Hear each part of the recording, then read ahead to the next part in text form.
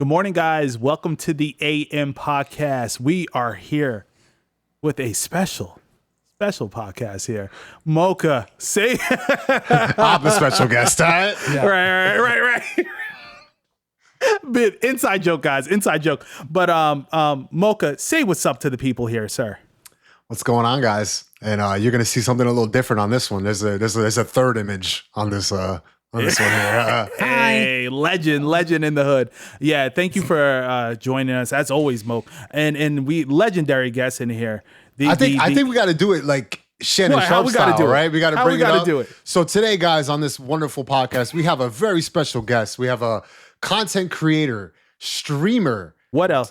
Dear friend of ours, but more importantly, one of the biggest names coming up on the indie development scene, working with, and I'm not going to get this wrong, your company is called Resurgence. Yeah. Resurgent. Resurgent. And he is one of the leads. I'm not going to give him all the credit, but he is one of the leads and one of the faces of that. And he is making a game currently called Transience where you guys could wishlist now. And I'm going to shut the hell up and I'm going to let him talk now. So yeah. So without further ado, my man, introduce the world of who you are and what your game is about, my friend. That was amazing. My name is Big Fry. Been friends of the channel. These guys, I don't even know how long I've known you guys. Been around the block, cover gaming, FPS news, just talk a lot of shit online in front of a camera. And a few years ago, we decided to jump into game development with a few developers from our community. That team grew. And now we're kind of in the final stages of developing Transience, which is a stealth action tactical shooter that is going to be coming to PC on Steam sometime later this year. Oh, he almost gave us the release date. Yeah. And the price too. Sometime soon. Sometime soon. Check the dev files, guys. See if we get Summer Game Fest going. Yeah. But I ain't got that much money. right. The shit I taught to Jeff, he ain't going. Right. Yeah. I got to befriend Hideo to get on that stage. Right. You already know. But all right. So I have to ask a very important question. Sure. Right out the gate for your project. What is the why behind your project? Now I've seen you say that this came about during like a dev jam, a game dev jam that you were having where talent from across your community and other people, other walks of life come together and showcase their talent. You put these folks together to form Resurgent, right? Almost like the Avengers in a way. Yeah. What was the why for that? Because you didn't have to do this. Nobody put a gun to your back. Nobody even said make a game jam. Even coming up with the inception of that. What is the why behind Transience? Why did you do it? Man, we wanted to do a game jam, and I've done a couple of them now, because there's a lot of game developers that have gravitated to the community, and we wanted to do something for them. So I was like, I'll throw up some money, let's, get a couple of guys together, organize this event. And the first one we did was like crazy. There was so many games submitted. Everybody was excited. And the kid who won number one, he actually turned into our main programmer. Okay. He killed it. He made this FPS that he built it in a week. And I was playing it. I was like, this feels really, really good. And we just kind of left it at that. Come to find out the next year, we're going to do another one. It's going to be a lot bigger. And during that time, we were knee deep in covering a game called Earth 2, which a lot of people on the channel will know. That was a huge saga. Yeah. And that kid's name popped up in my inner circle. Guys like Flo and Frosty, they know of this kid who won our first game jam. And so everybody started kind of talking about making this like meme crypto project trailer for a video that we were doing. And they came together and created this entire thing. It was basically an ad for a fake crypto game. We made a fake website. It was just a meme, right? But they built it all in 5 days. Amazing. And like you could walk around the hangar. They had the ship. Things were moving. I was like, this looks like legit wild for 5 days. Right. And so for me, we were just wrapping up the game jam, and that was a stressful time. There was so much organization there. And they started talking about like, what happens if we got together and did something? Like, what does that look like?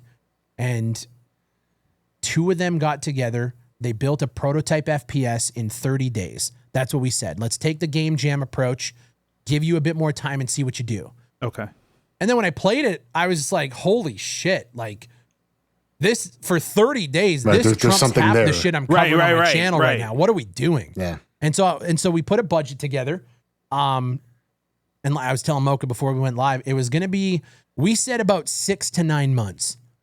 What does that look like? Let's jump in it and go. And we went through, design docs. What does the game look like? We wanted to do stealth action. We didn't want to do co-op, didn't want to do multiplayer, but what's the hook? And so for me, I was like, if we don't want to do co-op, we don't want to deal with networking, let's do a single player narrative driven game. Okay. Biggest mistake in my life. It's been the craziest thing to actually jump over those hurdles And accomplish. and get to where we're at now. Yeah. But we started out and we didn't know a lot of things about what this project was going to be. But 3 years later, we're here now. And the advancement from what the project was going to be to now is crazy. But the team is very, very excited and they're proud of what it turned into. It's been a lot of fucking work, but crazy. I definitely want to say, as a personal friend of yours, I'm very proud of you. Thank you. Definitely want to give you your flowers. I have not had the time to actually sit and type and say in the comment section what I want to say. But I love you, first of all. And secondly, I want to say that, you have made me very proud. And I know how hard you work.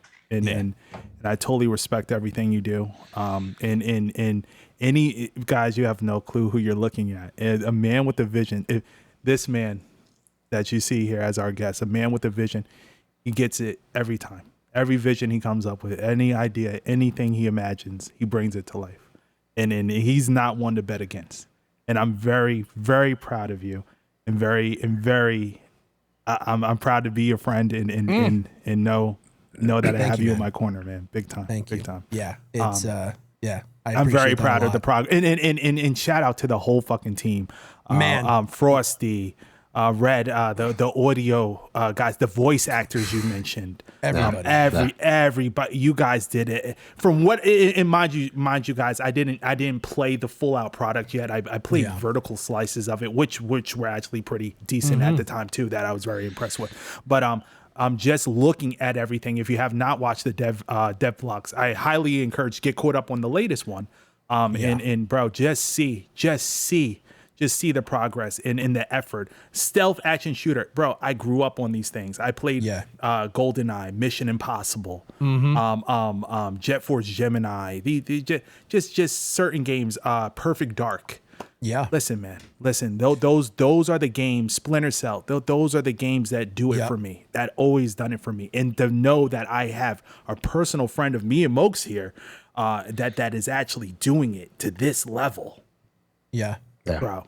I will say to that, I've been seeing a lot of comparisons to like old school N64 shooters, but with updated graphics, updated mechanics, but that old school feel. Nailed it. Like that's what we wanted to do from day one. Okay. Not necessarily comparisons to GoldenEye. We wanted to do something of our own, but we were inspired by a lot of those kind of games. Splinter Cell, Max Payne, GoldenEye was, Perfect Dark was something. I never got to play Perfect Dark growing up. Okay. But as a kid, reading the magazines and stuff like that. Right. Yes. I was in love with it, but mom wouldn't let me get that one. It was a little rated I know the feeling.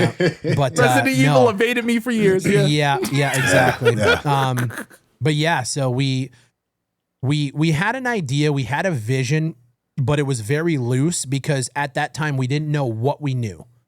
We didn't know what these guys were even capable of, so we wanted to keep the scope small. But then what would happen is we would show up to the next meeting and it's like, oh yeah, hey, that thing that we were talking about, we weren't sure. We were able to do that. And then we were able to do that. And every week it was, oh yeah, we were also able to do this too. Okay, well, what is this? And so the vision became way more clear as time went on. And I think this devlog is everybody else seeing the vision actually come together. Bro. I loved how you described that because it sounds like a making of a movie. Like or a book or a good book, like where you have a team that don't know their talents yet. Yep. Oh, big time. And the next thing you're like, hey, could you do this? They do it, but they exceed. Yeah. And you're like, whoa, wait, we do have talent here. Okay. It's crazy. And then you keep going, and next thing you're like, we have the and then the whole puzzle comes together. A lot of the conversations are me going, hey, this would be cool. Is that something we could pull off?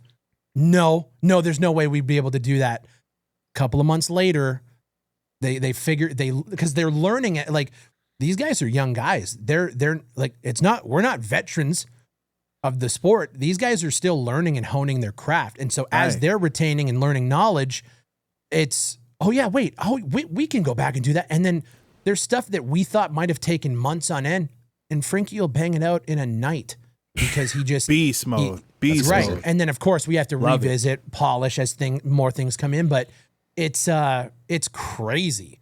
And I was just talking to the guys the other day, and Frosty mentioned, he said, our main programmer, Frankie, he's the youngest one on the team.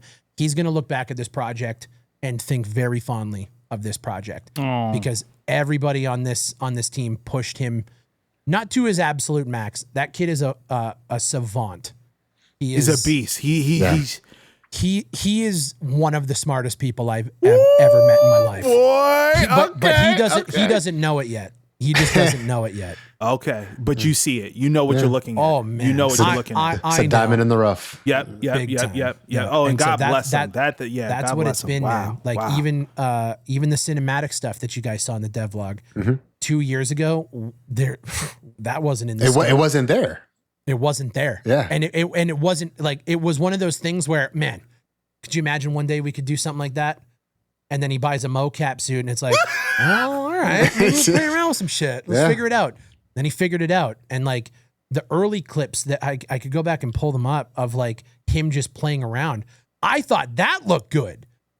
And then it's just refinement, polish. Go back, clean it up. Yeah, and then now we're here and like, there's the one clip of the one female character and you can see her eyes like darting and moving back and you can see the reflections bounce. I'm like, fuck, crazy. Like, give us a milli and let's see what we can do with Let's it, go. you know? All right, give us that actually opens up the door to my next question. You know, like, first I'm gonna give you your flowers. Thank you. Personally don't have the same relationship that you and Abel have. I came along much later, and you know, I've always respected you and your craft and everything that you've done. I've also, you know, dipped into the early access scene and bashed a couple games myself, and you know, I miss that MOCHA. Trust me, I also miss that MOCHA sometimes. But you know, we're here on the AM. We're here. I think certain people are definitely made for that path, and other people aren't. I'm not saying I wasn't one of those people, but it's you just got to be ready for everything. You're right where you need to be. I love this podcast. Oh, thank you, brother. Your guys' chemistry. It's easy. Honestly, we honestly say that all the time, bro. It's kind of too easy. But no, it does kind of.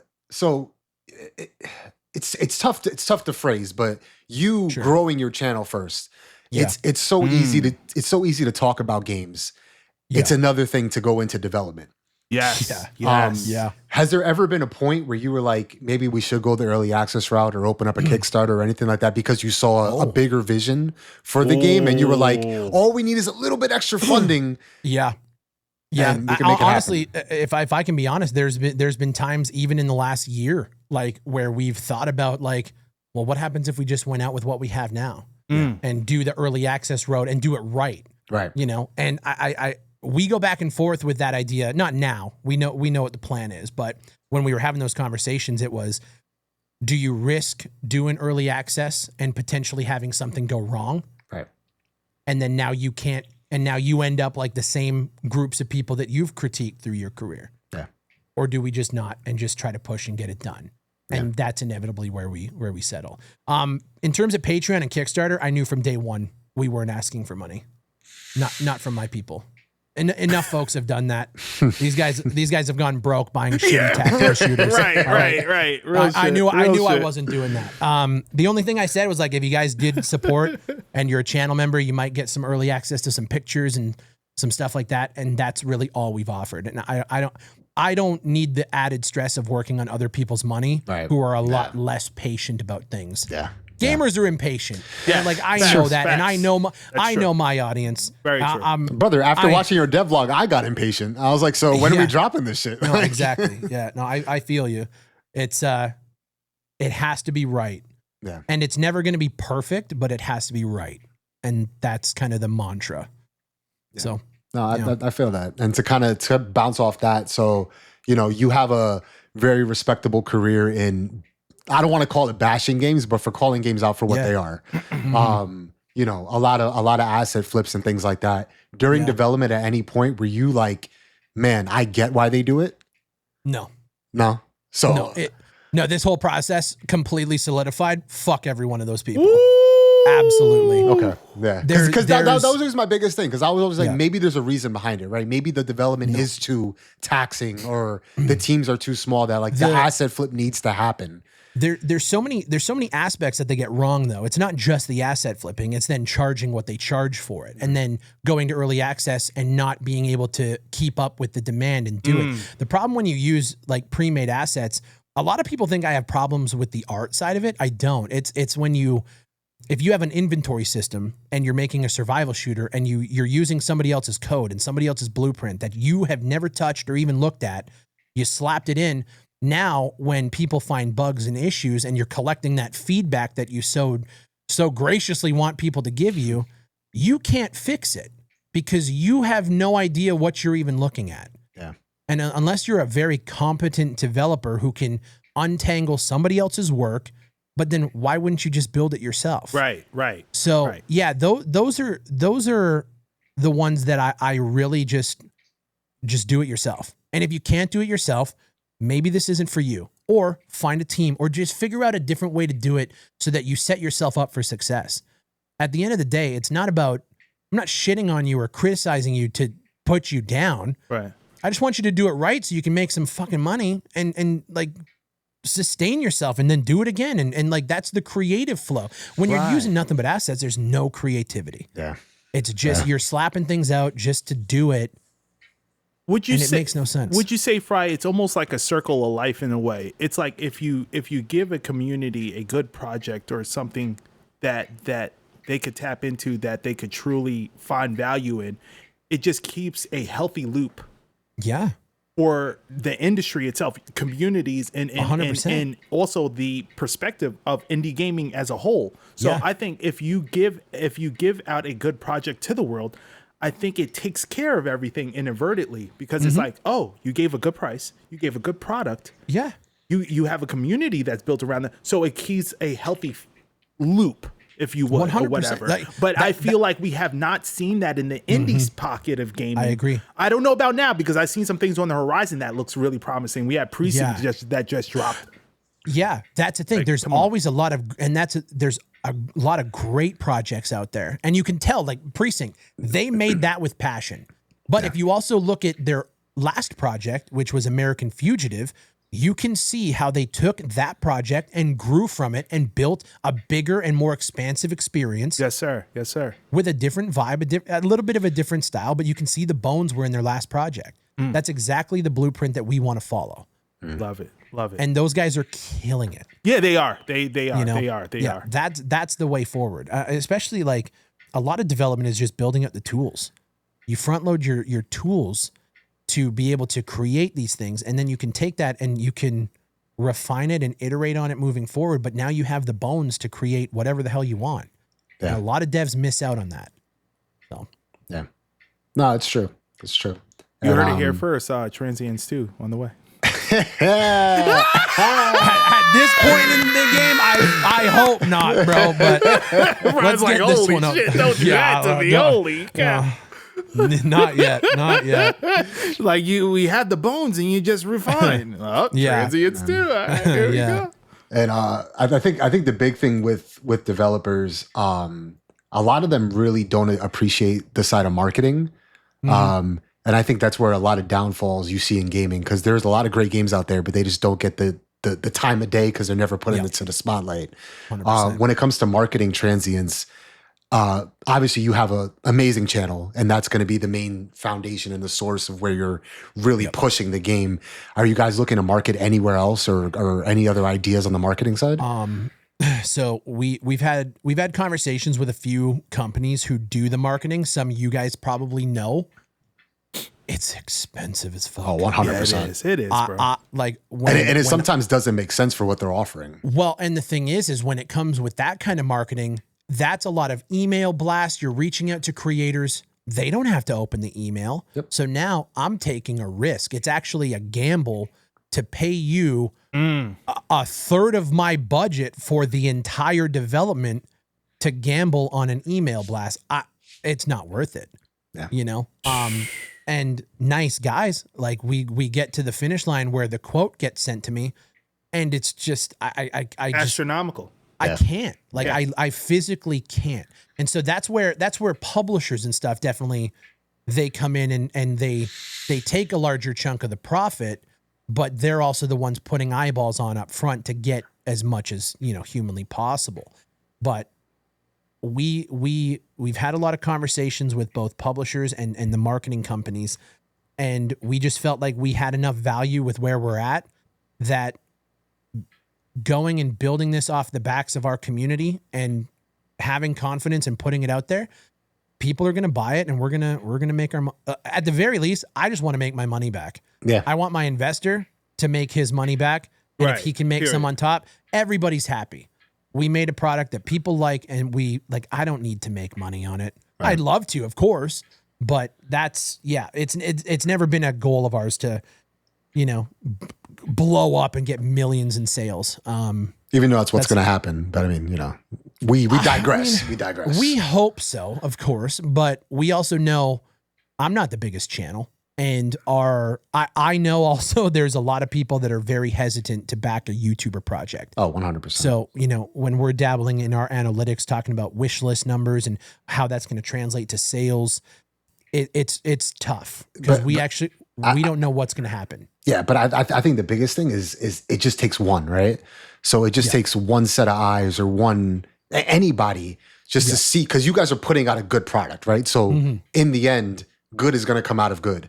Yep. I mean, you guys aren't putting crap out there. You guys aren't following the Steam nonsense. Yeah, so exactly. It just takes one person to be like, holy shit, like this is a good game. It goes on X, it goes trending. Yep. The rest is history. I mean, you guys that's it. Like it starts getting 100%. Wishlisted, people start buying it. It's just it just takes that one set of eyes. And honestly, I from what I've seen, and I haven't played the game personally, I haven't done anything, but from what I've seen, and I'm pretty sure you're being as transparent as you possibly can without.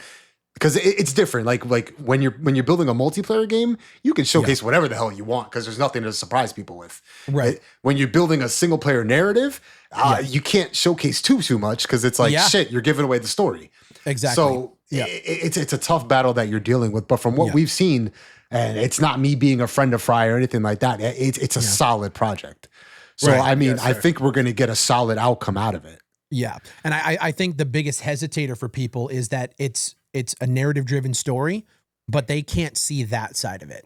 So there's still that little bit of mystery, still a bit of unknown. Like, is this going to hit? Because we can't show absolutely everything. And nor do I think developers need to show everything. Right. There's a line of being too transparent. And then when they get it, it's like they expected more, but you saw everything you had, And so we're trying to play that, and again, that's all just learning. And from what I'm seeing, sorry to cut you off, Rob. But from what I've been seeing as of late, let's be very honest here. The mysterious drops in things that are happening in fashion nowadays has been great for the industry. The more that we don't know, and the more that we're in the dark, the shadow drops are the thing. Yeah, and always have been, honestly. Yep. Let's look at Expedition 33. That game is going insane off of word of mouth. Nowhere for me. Yeah, bro, was not on my radar. I had two good friends. I had JF tell me, brother, beat this game. Masterful. And he does not give those. He on masterful on a Final Fantasy type level. What? Yeah. What? You know how huge that is? Yeah. And then I had somebody else tap me on the shoulder. I had two people tap. Hey, have you played Expedition? That's when I knew. I was like, oh yeah. No, this thing's out the park. And you know what's crazy is everybody's going, bonkers over the fact that they got their writer from Reddit, and they got their audio guy from SoundCloud. It's like they just kit bashed this team together. And I'm sitting here thinking, well, yeah, that's what we did. This is, 100%, yeah. This ain't a surprise. This is when you get the right people in the position. That's when magic happens, and magic, lightning struck them.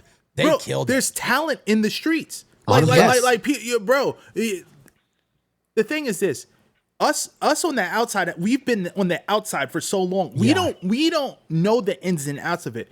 We actually, for once, have a person, one of our own, actually on the inside doing the thing, and they're coming out with the forethought of like, wait, this could be done. Yeah. On this budget.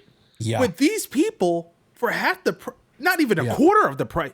Yep. Bro, you're Elon Musking it right now and don't even know it. Like, bro, you're doing what it takes NASA to do. And it also shows really bad budgeting on the developers' part because they get millions of dollars and they're fronting all this money to these people that are supposed to be really good at their craft, and then we're getting projects that I'm like, bro, you got a AAA developer doing sound, and the sound's awful. The sound design's awful. And ABEL, we literally say it all the time. The foundation of your game, if you're building a shooter, your sound design and your gun mechanics need to be A1. Because if those things are broken, you have no game. And it's it's crazy to me, man.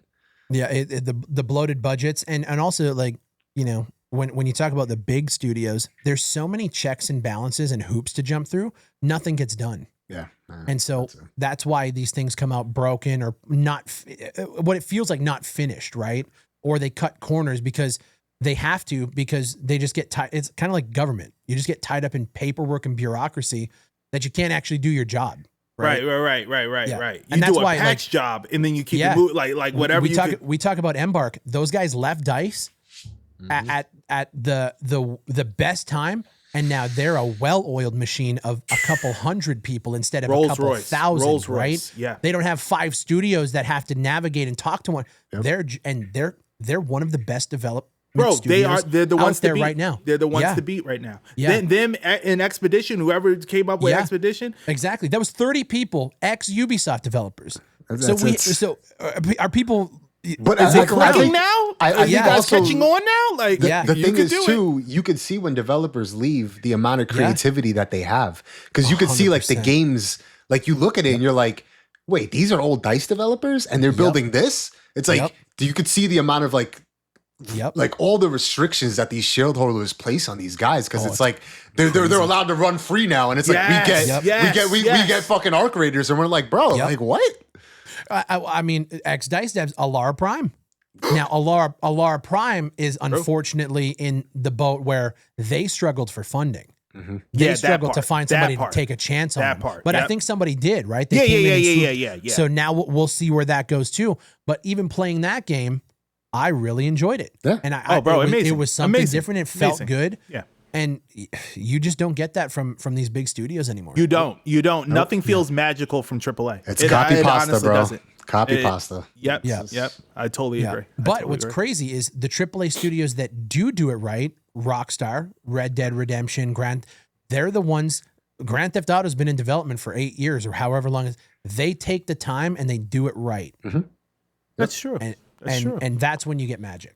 I totally agree. That's why you don't even trip out about the delays. It's like whatever, right? Like, because they're doing it for a reason. It's disappointing, sure, but at the end of the day, and I don't like the mantra of like, oh, a delayed game is a better game. We don't know that, but take all the time you need, because I don't think anybody realizes how actually difficult it is to put a piece of software together. I believe it. Software, not even video game, with everything going on. It's crazy. I totally get you. And that's true. Like, you create the magic, then comes the gathering.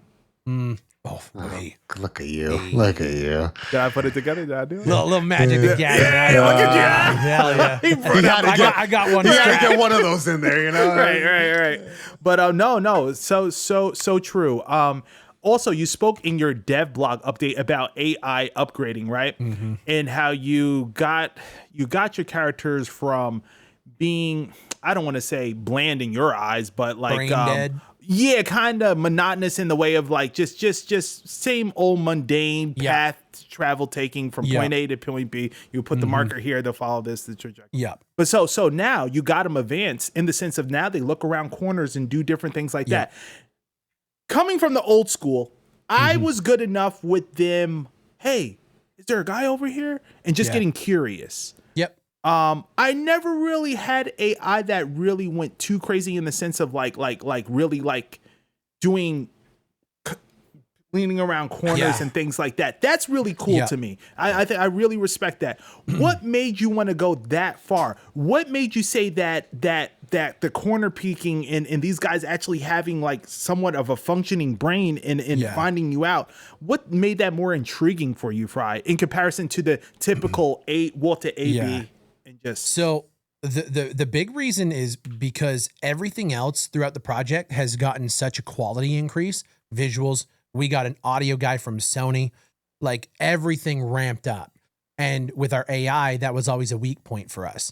And because the graphics got better, everything's getting better, the UI got better, the AI have to get better, because if they're jank during that gameplay, that's what you're going to notice. And that's what everybody's going to say. That's insane. So your bar has risen that you felt pushed. We had to up it. Yeah, that's amazing.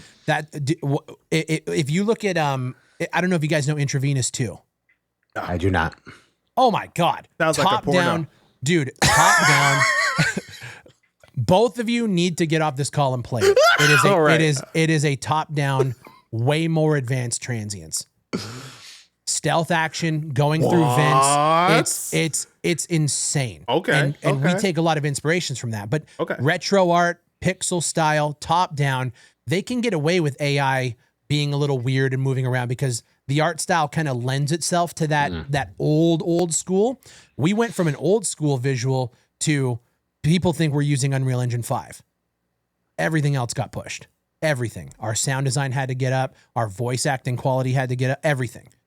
So our AI, like I said, it was a weak point. So we're UE4 right now. We're UE4. Yeah. Yeah. We tried UE5 and we didn't need it. Okay. What was that call like? Like what made you say you didn't need it? And I'm not asking that in a malice type of way. Like I'm just like, what was the call that said, like, we don't need to go that far? Yeah, we had a lot of pressure to jump into Unreal Engine 5 when we first announced it. And so at that time, I think it was UE 5.1 was the build. And when we jumped in, we transferred the project over, upgraded it to the engine, and we have a lot of dynamic lights. So one thing I don't think people realize, you can shoot out 95% of the lights in the game. When you're running dynamic lighting using Lumen, can't even do that shit in Siege. What the fuck? I'm saying, right? You flipping the table. God. I'm saying, but so like when you do that and you're running Unreal Engine 5 performance, which we know you have to optimize the hell out of it. Most studios can't. You're shooting these lights out and it's causing massive performance issues because things are changing dynamically on the fly. So we took a project that was running 120 FPS flawlessly, brought it to Unreal Engine 5, and we're watching us run around at 25 FPS. It's a freaking PowerPoint and it was just like, slide. for me, I was just like, I don't have enough time in the day to figure out how to fix that. We don't need it. And it didn't look any better than what we already have. We have screen space reflections. We're playing around with the DLSS NVIDIA plugins right now. We have everything we need to make it look good and it runs good. What are we doing? Right. We don't need it. Let's cross the finish line. Unreal Engine 5 is a buzzword. I mean, how many games run flawlessly on UE5, honestly? I can name one and it hasn't come out yet. Yeah. Come on, Embark. Yeah. That's all I know. I don't think I can't really think of anything else. Come on, you don't give no credit to Fortnite? Come on. I don't play Fortnite. No, I know. But that's the only one that would. Yeah. Well, and Gears, maybe. I would hope. They got the money to front. Engine. I mean, they made the engine. Yeah. No. So yeah, no, we tried it and it was a quick revert back and let's just keep moving how we're doing. Yeah. Yeah. Interesting. And then I was gonna ask. I mean, I feel like this is a dumbass question because you personally probably don't give a shit. Because I personally don't give a shit. Sure. But maybe people out there give a shit. Sure. You know, knowing the history of your channel and the things that you've done and things like that, have you ever felt that because of your persona being around the game that you're going to get a negative critique on the game just because of who you are? Yep. That was part of the onboarding process for everybody who came onto the project. We sat down with everybody and we said, when this goes out or when we start pushing stuff out marketing wise, your project and your work is going to get critiqued. Right. And you have to be ready for that. And so I was actually talking to chat today and I said, when we put out the demo, the guys were we were stressed and they were questioning why we took those resources to do it. It was a soft launch for me because those guys got critiqued. There were problems with that demo from all fronts, visuals, texture quality, everything. And those guys took the negative feedback and some of them didn't do very well with it. And so it was a lot of, hey, calm down, relax, take it, extrapolate something positive from it. Get used to this. Right. Yeah. How did Elon react to that? Was he tripping? Elon, your golden child on there. oh no, he was fine. No, Oh, okay. He took it well? I will Okay, say there's a lot of conversations where we get suggestions and feedback that internally, because we're human, we look at it and we laugh at it, and it's like, but then there's somewhere it hits because they're critiquing something that isn't good enough. Right. But then so what happens is, and everybody on the project is stubborn as hell. Oh fuck it, I'll just go fix it, and then they do it, and then that gets fixed, and so that's the positive outtake from it. But yeah, no, we told every single person as soon as you come on, as soon as you sign the NDA, get used to having your work critiqued in the public eye because it's going to be bad at launch. Everybody knows it. Yeah. Not bad, but no, it's going to be harsh. Yeah, 100%. And if you want to work in this industry, you got to get used to it. 100%. And I'm really happy you did that because it's just a sad reality of gamers. You've been critiquing games for God knows how long at this point, and now you're finally putting your own project out there. So everyone's gonna be like, it's our turn now, right? So we're gonna play this shit and we're gonna give it our first impressions. We played it for an hour. This is a piece of shit. We hate it. And it's like, bro, you didn't even what? For sure. And it's just like, we're fully. I don't know if I'm ready for it because like I said, dude, going into this launch is an unknown for me. I don't know what's gonna happen. Right. But I do know that there is going to be negativity. Yeah. I don't know how much. I don't know if it's going to be warranted or just those people trying to get their licks in for the past. Yep. But I also, what I don't want to do, and I've thought about this a lot, I don't want to downplay actual critique that's valid and slough it off by saying, you're just that guy. You're just trying to get your licks in. I got to make sure that I'm level-headed going into the launch. Yeah. No blue drinking. I get it. Yeah, I don't want to crash out. Right. Real I didn't say it, but, you don't want to be tweeting at your wedding, Exactly. Yeah, 100%. No, very, very, very valid points there. What is the biggest thing that you, if there was one thing that you wanted to get across to somebody that's new to Transience, what is one aspect that you really want them to hone in on and really take in? Like, what's one aspect that you're super proud of that you're like, did you enjoy this? Yeah, I think what I want you to take away from it is, did you enjoy the world that we created from both a visual aesthetic, lore, the collectibles that you'll be able to find? Did the world building come across? Okay. Because to me, if that doesn't come across, the gunplay can be great, everything else can be good, but if the world didn't resonate, there's no point in doing a sequel. I didn't expect that. So I'm leaning into you saying your story. Yep. Is that more or less what you're referring to? Because it sounds like an aesthetic. It's like more than just story. Okay. Story. When I say story, is the narrative, the voice acting, the lines that are coming across. Right. But what I'm talking about is when you're in the world and you look over and you see like posters on the ambiance. wall and the ambience and the like. You know, you come out of Okay, the one is it area and there's connecting? Is it all connecting? yes. Is it all? Is the overall vibe? Like, are you getting resonating lost in with the you? game? Kind of. Yes. Thing. Yeah. Because So- I know we have good gunplay. Okay, okay. I don't. You know, I I'm know not we have questioning good your sound. gunplay. Yeah, because No, I exactly. know that. But wait. So it's hot. You know it's hot. No. Wait.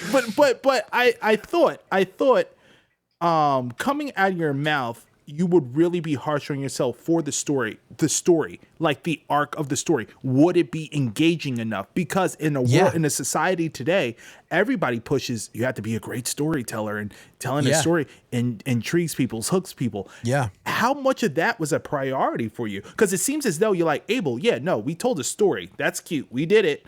But I want the aesthetics and everything to connect and the vibe to connect. All of that connects though. Like the story is Okay, part of, okay, that's what you mean, inclusive the to story that. is Okay, under a huge okay. umbrella of the overall vibe and aesthetic of the game. Okay. Right. Now I get where you're coming from. The story Okay. is a major part of it. Okay. But like I said, there's storytelling elements, like I said, in the collectibles. Do you care about the lore of the world? Are you looking around the levels and are you looking at the Easter eggs we put? Is there posters here? Oh, this is, there, because our narrative writer has an entire world built for this game. Like stuff that you will never see if you're just logging or jumping in and listening to the lines and going through the motions. Okay. There's a world that if you look around, are you noticing it? Do you care enough to? Because that's when we know that we have a success in terms of the actual IP. Because we can take that gunplay and put any aesthetic over it and it'll fuck. Okay. But there's those other aspects that I think are more important to see. Do we do a sequel? Right. Yes, sir. Can we do other? Can we do? Because if you're not resonating with the actual vibe, aesthetic, and that story, there's no point. What are we doing? Right? Yeah. What are we doing? So that's I think the most important. And then with it being a narrative, like story driven game, obviously it's going to be very linear in that regard. Is there opportunities for you to explore and to kind of segue off at all? Not like any kind of open world, because obviously that's not what you're pushing for. All of our maps are pretty. I wouldn't say open, but you can take the gameplay we put out 7 months ago. You can take multiple routes. There's multiple places to explore, multiple points of interest. Okay. Collectibles, other pickups, other interactables, other things you can do there. And then there's the main area that you can go to. Whoa, so Fry, I know, because me and you spoke about this plenty of times. Me and you go for the traditional linear experience in the sense of like we like everything to be on rails for the most part, as long as you have an engaging environment and the story persists. Some of our levels are like that as well. Okay. There's definitely a blend. Yeah. Okay. So who pushed you to do the Easter hunting and going outside of the main? Well, for us, like it was when the collectibles came together, when we scoped that system and we could actually pull it off and be able to actually put them in there. Okay. And then some of our maps, when we were looking at the narrative and what's actually, happening on a beat to beat basis, it's like, okay, well, what does the map look like? So then we get the concept art and then we'd look at the concept art and we would make it. And then some of the maps got expanded a little bit. There was one map that actually was way too expansive. That we you gotta talked dial about it back. Dude, when we played through it, it was like, well, this is a fucking nightmare to be able to guide somebody through.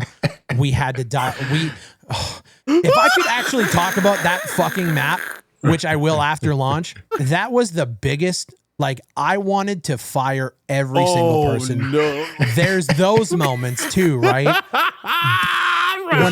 When I wake up one day and the entire map has changed. Because they had a late night they had a late night conversation without you and was doing creative testing and stuff. And I come up and it's like, oh, what the hell what am I looking at? Trust. Look, Daddy, look exactly. What we did. And yeah. And it's, but the thing is, and so the biggest hurdle for that is I'm paying these guys peanuts. I'm spreading all of my money across multiple people. It's hard for me to tell you to fuck off and do it my way. It's got to be that collaborative give and take, right? Right. And so, and like MOCHA said, a lot of trust. Okay, let's see how this fucking plays. And I always get my opinion out, and then it's, I'll trust you and let's see how it goes. Well, it turns out it didn't work out the way that they thought, and that's fine. Right. I get it. Fucking listen to me next time. Right. You know, yeah.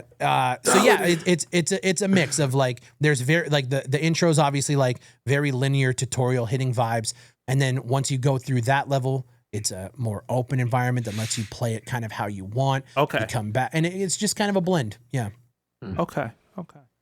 So if we had to go in the vein of Max Payne, how close is this to a Max Payne-esque experience? Like because I know we have the cutscene in the some of the cinematics that kind of give off a Max Payne vibe, and we have like a noir type of scene and things going on. I like the aesthetic with the comic books. You even highlighted how the textures were in the letters and everything. And then I started to really see it. Once you pointed it out, I couldn't unsee it. I was like, oh shit, no, it's there. How were you influenced at all by Max Payne to that level? So the big thing for Max Payne, what we learned is the reason they did cutscenes the way they did in the first game and the second game is because they didn't have a big budget. Like Sam Lake worked on that game, and he went out and took the pictures of him in the suit as Max Payne himself because they couldn't afford it. Okay, I love that. I love stories like Welcome that. to my fucking life. Right. The last Right. I love that. He made it work with nothing. I love it. He made it work with absolutely nothing, but the aesthetic was so great. Like I loved It worked. I loved the vibe. The vibe is. Yeah. Now, what we realized is, again, when it comes to that graphic quality bump, the audio quality bump, the AI quality bump, that comic book aesthetic worked in 2001 because when you jumped into the game, it was PlayStation 2 graphics. 2001. And so there wasn't a massive jump in quality, right? Right. Coming into here, I think that's what really pushed Frosty to start playing around with cinematics, so that we could at least have a consistent quality level across as much of the game as humanly possible with that budget. But no, the noir style writing, the music, the jazz, the cyberpunk kind of like all of that is very Max Payne influenced. And then obviously the delivery system is I would say you could call it a rip straight from Max Payne influence. Oh, bro, I love it, and I totally respect it. And I don't mind it at all, brother. I want to say this: how you did that transition when my man looks up to the sky and goes in the suit, Nick. That was hard.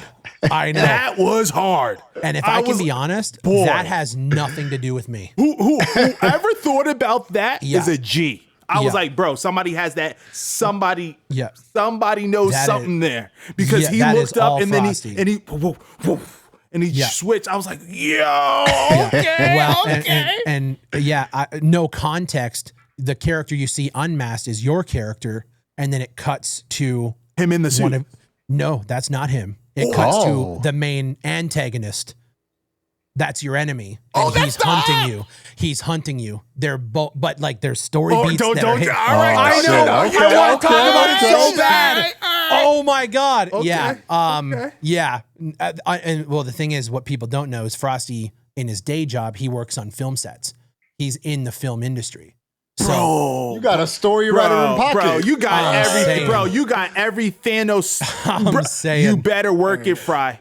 You better work it. You guys got. God bless you guys. You guys got it. I like taking credit, but those there's no way we could do it without the team we have. Oh yeah, bro. And everybody says it. I'm saying like lightning fucking struck. Right. Yeah. No, God bless them, because bro, I noticed some of the things and I'm like, bro, no, there's somebody here. I know you got an eye too, Fry, but some of the thing I'm like, no, this technical, somebody knows something. There's a Kanye working on this beat someplace. It feels like every single one of them are, man. Honest to God, everything coming together was just like magnificent. I was like, holy shit, this is real. Hey, will I be able to get an Xbox achievement on this game one day? Like, like, could that possibly come to a console? Brother, when have you ever booted up your Xbox? No, bro. I would literally buy it from a Xbox store just to get a Fry achievement. Yeah, and just that's cool. That's been number one request, consoles for sure. Really? yeah. How hard is that to do, Fry? Now that you know, pretty hard? It's a lot. It's a lot. Okay. Then fine. Because we have to go through. I apologize, Insurgency. My bad. I didn't know. Yeah, Insurgency, we didn't know. My bad. Yeah, it's a lot because you have to go through their not registration, but like their certification, and that costs money. And you have to be able to port it to consoles, and it has to work full on a controller. Are they stricter than Steam? Oh yeah, big time. Yeah, Steam's process, from what I know, it takes a couple of weeks once you submit the build. Xbox, sometimes it takes months. Wow. And tell them you give them 30%. You're right. Well, it goes right through. Like no, but we've had studios reach out that do like in-house porting. They take the builds and they do it. I don't want to do that. Yeah, because I know you guys could do it and keep it in-house. Well, it's not even that. It's also it's trusting them that they do it right. And they probably can. I don't fucking know you. Oh, that's because if you push it through and the build sucks, it's on my ass. Right. It's looking great on PC, and then it's on Xbox looking like a Switch. Like, bro, and they're not going to go yell at the porting studio. They're going to fucking be in my comments yelling about it. Yeah. So no, I want to do it, but it has to be right. It has to be with the right folk. Yeah. Okay. And in thinking in 2025, I would think that process would be more streamlined and easier. You would think. Yeah. You would think now. You wouldn't think it would be so much of a hurdle to really get that done. But like you said though, with the integrity, and that means tough. A lot because that's your name. That's your whole team. That's the whole everybody's work on the line right there. Yep. And just 100%. To get it. And how many times have we played a console port back in the day that you're like, thank you. This was an afterthought. Yeah, and it was an afterthought because they probably sent it to another studio somewhere overseas that they didn't even talk to, and they pushed it. Right. Yep. Totally terrible on that front. But listen, man, you have a big year ahead of you. God bless the Resurgent team. I personally cannot wait to play this title. How long would you say it takes to beat Fry, though? Can I do it in a stream? Like, is this one of those things where I could just bang it out in a stream? I think it depends. If you're running and gunning through it, you could we're looking at probably 5 to 6 hours. That's doable. Okay. If you're kind of skulking around, taking it stealth, and it is a hardcore game. If you get shot and you lose your armor, you might go down quick. So you got to it's one of those kind of games. 10 hours. Okay, got it. I'm thinking ABEL. ABEL maybe 20. We'll see. No, I think realistically it's going to be 7 to 9, 7 to 10 hours, somewhere in that ballpark. Yeah. Okay. Very good. That's awesome. And then now we just want to give you the floor. If there's anything you want to say about the game, want to promote it in any kind of way. It's all yours. Honestly, check the devlogs. If you want to kind of see where we came from, there's a whole playlist on the channel. And the best thing you can do if you like what you see and you want to support, just wishlist it. Let's go. That part. Wishlist help because as soon as it goes live, Steam will see that there's a little bit of buzz around it, and they'll promote it in other places outside of just our Steam page. So yeah, that's the best way you can support, and then pick it up at launch. Okay. And just leaving off, just want to ask this one last question here. Sure. You say at launch, what's a window for that for people potentially? Look at you. Are we third quarter? Look at you stirring the pot. 2025. 2025. Yeah. Sorry, guys. All right. I am media trained. Right. Well, Fry, thank you for your time. Shout out to my boy Moke. Shout out to you guys at home listening and vibing in. Shout out to our Spotify listeners, our YouTube listeners. Heck, even on X, you guys engaging with us and following us. We appreciate you guys immensely. All the links for Fry's game will be down in the description below. Our links will be down in the description below. Everything that you need to know about this episode and more would be down in the description below. Make sure you click on the links and participate, guys. Make sure you wish list. And brother, are you not PR trained? God damn. I just had like a thing. Oh, a thing? What's a thing? Did the Diet Coke hit? No. Fuck. Yeah. Anyway. The aspartame. Yeah. This is why I take over. Listen, hey, come here. Buy that shit. Yeah, just Yeah, buy it. facts. Just buy it. Transience. You want is to the be name. all nice. There He it wants to Did be. you forget the name of I the forgot game? the name. I lost it. I lost it. Nah. Why I was are about you to say admitting that? Insurgency. Why are you? Wow. I really Hey, was I'll about to take say it. He's about to say Max Hey, buy Payne. Insurgency too, man. Fuck it. At this point, it's gonna be a combo deal. This is Yeah, fine. exactly. I can't stand y'all. Y'all I love still y'all. kill it. But thank you guys so much for checking us out. We appreciate it. And guys, we will see you again very soon. Have a good night, guys. Peace.